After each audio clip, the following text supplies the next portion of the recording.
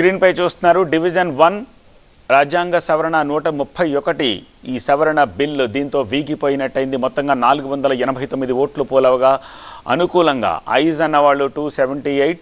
యూజువల్గా మూజువాణి vote normal majority విషయంలో వస్తుంది. ఎప్పుడు కూడా 2/3 అన్నప్పుడు మూజువాణి ఓటుతో అంగీకరించరు. దానికి ఓటింగ్ ప్రక్రియ ఉంటుంది. అందుకని ఎలక్ట్రానిక్ ఓటింగ్ పద్ధతిలో ఇక్కడ ఓటు వేశారు. సో దాని ప్రకారం 278 ఓట్లు అనుకూలంగా పోలయ్యాయి బిల్లుకు. అలాగే బిల్కు ప్రతికూలంగా అననుకూలంగా వ్యతిరేకంగా 211 మంది ఓట్లు వేశారు. అబ్స్టైన్ అయిన వాళ్ళు ఎవరూ లేరు. సో మొత్తంగా 489 ఓట్లకు గాను 278 మంది అనుకూలంగా 211 మంది అననుకూలంగా ఓట్లు వేశారు. బట్ బిల్లు నెగ్గాలి అంటే 2/3 మెజారిటీ 326 ఓట్లు కావాలి. సో 326కు గాను 278 వచ్చాయి కాబట్టి బిల్లు వీగిపోయినట్టయింది.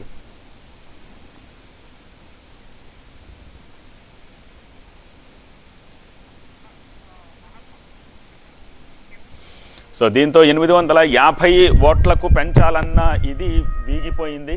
సో దానికి సంబంధించిన ఓటింగ్ ప్రక్రియకు సంబంధించిన డీటెయిల్స్ అందించేందుకు మా ప్రతినిధి మహాత్మా ప్రస్తుతం మనకి లైవ్లో సిద్ధంగా ఉన్నారు. మహాత్మా, ఈ ఓటింగ్ ప్రక్రియను ఎలా చూడాల్సిన అవసరం కనిపిస్తోంది? ఈ టెక్నికల్ టెర్మినాలజీస్ ఏంటి ఒకసారి ఎక్స్ప్లెయిన్ చేయండి. ఇది రాజ్యాంగ సవరణ బిల్లు కాబట్టి ఈ బిల్లు పాస్ కావాలంటే సభలో 2/3 మెజారిటీ కావాల్సి ఉంటుంది. మొత్తం ఉన్న సభ్యుల సంఖ్యలో 2/3 అన్నది చూస్తారు. ఇప్పుడు 489 మంది ఓటేశారు.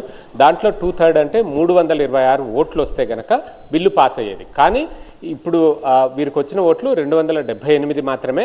అంటే బిల్ పాస్ కావడానికంటే ఇంకా కొన్ని ఓట్లు దాదాపు 30 ఓట్లకు పైగానే వీళ్ళు తగ్గాయి.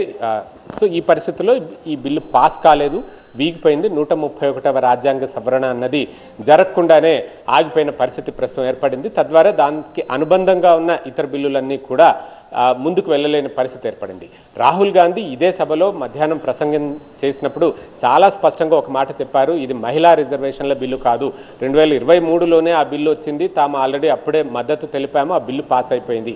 ఆ మహిళా రిజర్వేషన్ల వంక పెట్టి ఇప్పుడు డీలిమిటేషన్ని, సీట్ల పెంపుని తెర మీదకి తీసుకొచ్చారు. తద్వారా దేశవ్యాప్తంగా రాజకీయ ముఖ చిత్రాన్ని అంటే ఎలక్టోరల్ మ్యాప్ని మార్చేసి తమకు అనుకూలంగా రాజకీయ లబ్ధి పొందాలన్న ప్రయత్నం బీజేపీ చేస్తోంది. ఈ ప్రయత్నాన్ని ఎట్టి పరిస్థితుల్లో ముందుకు సాగనివ్వము, బిల్లును అడ్డుకుంటాము అంటూ రాహుల్ గాంధీ ప్రకటించారు.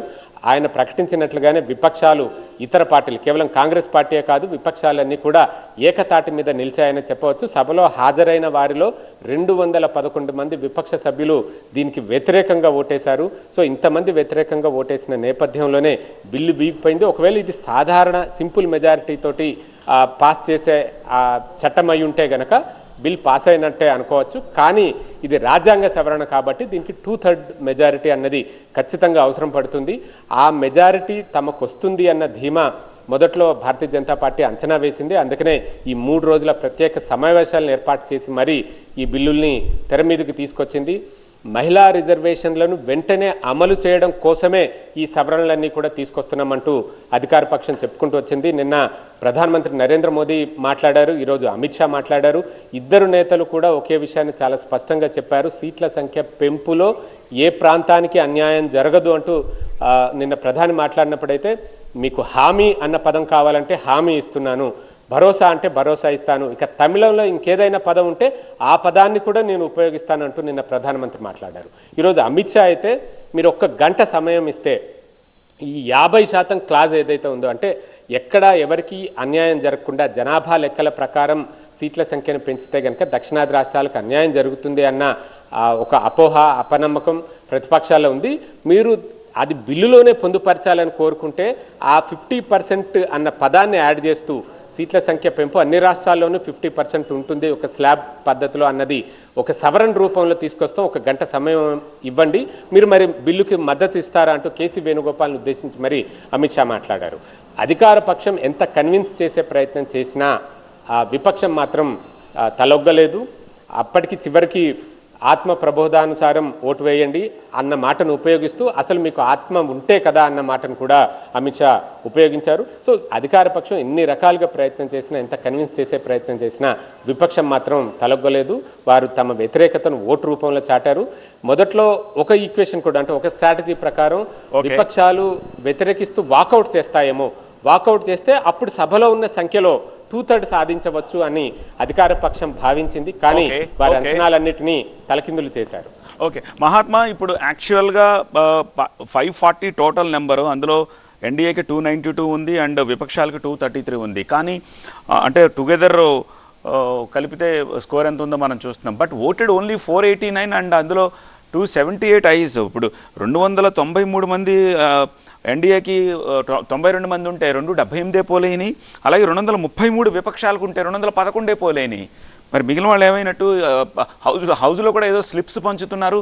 సో వీళ్ళకి ఓటు వేయడంలో ఏదైనా ఇబ్బంది వచ్చిందా? సో ఇప్పుడు వాళ్ళ ఈ స్లిప్స్ కూడా పరిగణలోకి తీసుకుంటున్నారా? ఎగ్జాక్ట్లీ. ఇప్పుడు ఈ మెషిన్ ద్వారా ఓటు వేశారు కాబట్టి అది ఇమ్మీడియట్గా మనకి స్క్రీన్ మీద రిఫ్లెక్ట్ అయింది. కొన్ని కరెక్షన్స్ అన్నవి సహజంగా జరుగుతూ ఉంటాయి. కొన్ని ఆ మెషిన్లో టెక్నికల్ ప్రాబ్లమ్స్ ఉండి ఓటు రిజిస్టర్ కాకపోవడం ఇట్లాంటివి ఉన్నప్పుడు స్లిప్ తీసుకుని స్లిప్ ద్వారా తమ ఓటుని మళ్ళీ దాంట్లో ఎంటర్ చేయడానికి ఆస్కారం ఉంటుంది. అయితే ఈరోజు సభలో మొత్తం 540 మంది ఉన్నారా అన్నది కూడా మనం ఒకసారి గమనించాలి.